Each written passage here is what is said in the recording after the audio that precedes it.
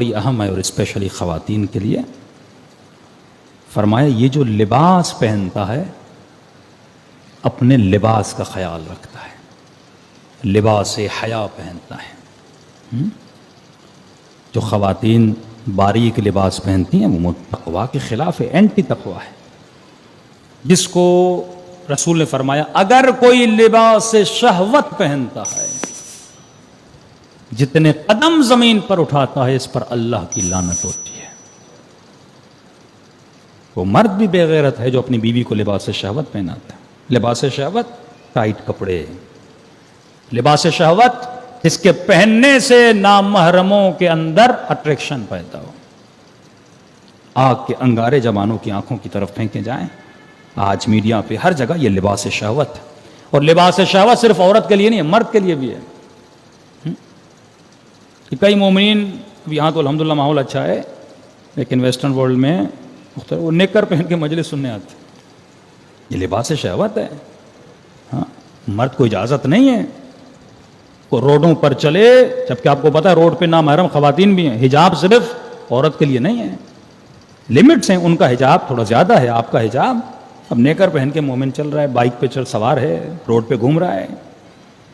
Half sleeves آپ پہنتے ہیں, یہ بھی مکروہ ہے. ہاف سلیوز پہن کر نماز پڑھنا کراہت رکھتا ہے. تو فرمایا جو لباس شہوت پہنے, پتلا لباس, باریک لباس, یا ایک ایسا لباس ہو جس میں لوگوں کے لیے اٹریکشن ہو. رسول فرماتے ہیں اگر تین چیزیں اگر کسی میں نہیں ہیں, لباس پہنو تو اچھا پہنو, بہترین لباس پہنو, اور خاتون کی عزت اور عفت اور حیا اسی میں ہے, وہ بہترین لباس پہنے. اور میں پچھلی مجلس میں بتا چکا کہ آپ خدا کا شکر کریں کہ آپ کا اتنا اچھا کلچر ہے, آپ کا اتنا اچھا لباس ہے جو خدا نے آپ کی خواتین کو عطا کیا ہے, یہ کسی کو عطا نہیں کیا. اب ظاہر ہے کہ ایک چیز کی ڈیمانڈ ہے. انسان اگر بائی نیچر سوچے, خود خاتون سوچے کہ اللہ نے دو جسم الگ بنائے ہیں, مرد الگ ہے, عورت الگ ہے. اور جو خلقت خاتون ہے, اللہ نے خاتون کے بال سے لے کر ناخن تک مرد کے لیے کشش رکھی ہے. اس کے وجود میں اللہ نے دوسرے وجود کے لیے کشش رکھی ہے, اور اسی کشش کی وجہ سے خدا نے کہا ہے کہ پردہ کرو. کیونکہ جب پردہ نہیں کرو گی تو معاشرے میں ہر بندہ صاحب عفت نہیں ہے, ہر بندہ مہذب نہیں ہے. تو کیا ہوگا, تمہاری عزت خطرے میں پڑ جائے, کیونکہ تمہارے وجود کا تقاضا تھا میں تجھے ایسا بناؤں, اور جب میں نے بنا لیا تو لہٰذا اب تجھے اپنی حفاظت بھی خود کرنی ہے. اب یہ کافی ولاگس اور سوشل میڈیا پہ پرینکس اور ایسی ڈاکیومنٹریز آتی ہیں, آپ دیکھا کریں. ایک غالباً امریکہ کی کوئی ڈاکیومنٹری تھی, انہوں نے کیا کیا, یہ آپ پاکستان میں کیوں نہیں کرتے؟ تو میں یہی کہتا ہوں کہ جوان اسپیس کیوں خالی کرتے ہیں کہ عجیب عجیب بکواس کام کرنے والے ٹک ٹاکر اور پرینکر موجود ہیں پاکستان میں, فضول میں ہنسا رہے ہیں, لوگوں کو تنگ کر رہے ہیں. آپ اچھے پرینکس بنائیں, پرینک مطلب لوگوں کو تنگ نہ کریں, ایکسپیریمنٹ کریں, اچھی اچھی چیزیں بنائیں, کیمرہ لیں, آپ کے سبسکرائبر بڑھیں گے. ایسا ہمارے جوان یونیورسٹی میں جاتے ہیں, یہ جو کر رہے ہیں وہاں پہ آپ ایسے ایکسپیریمنٹ کریں, ایسی ڈاکیومنٹریز بنائیں, ایسے ولاگز بنائیں جس میں شریعت کا کام ہو, جس میں پیغام پھیلائیں, جس میں اخلاقیات پھیلائیں, جس میں آپ میسج دیں. یہ ایک پورا میدان ہے جس کو ہمارے جوانوں نے خالی رکھا ہوا ہے. لیکن انہوں نے وہاں پر انہوں نے کیا کیا, ایک خاتون بالکل حجاب میں نہیں, بالکل جیسے ماڈرن ٹائٹ کپڑے پہنے ہوئے, اس کو بتایا کہ اس اسٹریٹ سے آپ کو چلنا ہے اور تقریباً 2 کلومیٹر آپ چلو, جو جہاں پہ رش تھا لڑکوں کا مردوں کا, وہاں پہ اس کو چلایا. اب وہ خاتون بالکل گندے واہیات کپڑے پہن کے اس روڈ پہ چلی. اب جیسے چل رہی تھی تو جتنے مرد حضرات نااہل تھے, جن کے اندر تربیت نہیں تھی, وہ اس خاتون کو کوئی جملہ کس رہا تھا, کوئی کیا کہہ رہا تھا, کوئی اشارے دے رہا تھا. تو پہنچتے پہنچتے تقریباً 30-40 مردوں نے اسے زبان کے ذریعے سے, اشاروں کے ذریعے سے اسے تنگ کیا.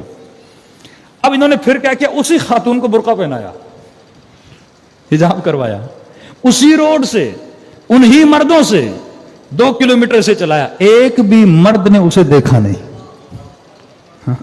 یہ ایک پریکٹیکل انہوں نے کام کیا کہ جب عورت حجاب کرتی ہے تو اسے مردوں کی بہترامی کا سامنا نہیں کرنا پڑتا, لیکن جب بد حجاب ہو کے گھومتی ہے تو اسے مردوں کی بہترامی کا سامنا کرنا پڑتا ہے. تو اگر خدا نے حجاب واجب کیا ہے, اور حجاب میں عورت ہر کام کر سکتی ہے, منع تو نہیں ہے, لیکن فرمایا خود کو کسی اور جوان کے گناہ کے لیے باعث مت بنا. کہ ظاہر ایک جوان غیر شادی شدہ ہے, اس کے اندر جذبات ہیں.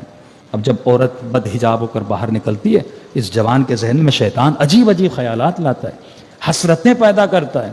اب ظاہر ہے وہ مسلمان ہے, زنا تو نہیں کرے گا, ہاں شادی اس کی ہو نہیں سکتی, حالات ایسے نہیں ہیں. ایک طرف میڈیا, ایک طرف موبائل, تو یہ ذہنی اعتبار سے ڈپریشن کا شکار ہو جاتا ہے. کئی نوجوانوں کے فون آتے ہیں, پریشانیوں کا شکار ہو جاتے ہیں. تو امام نے چھٹے امام فرماتے ہیں کہ نگاہ حرام, صلوات پڑھیں محمد,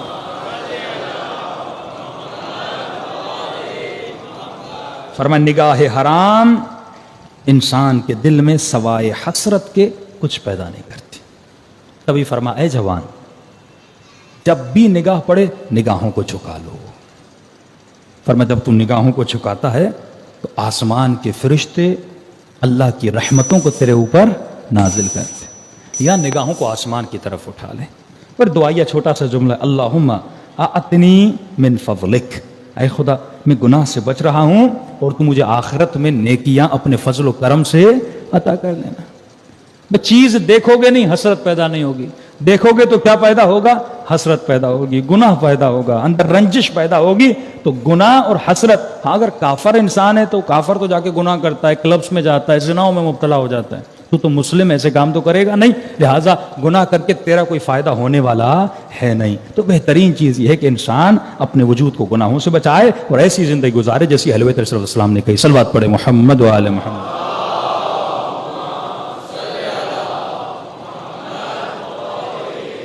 محمد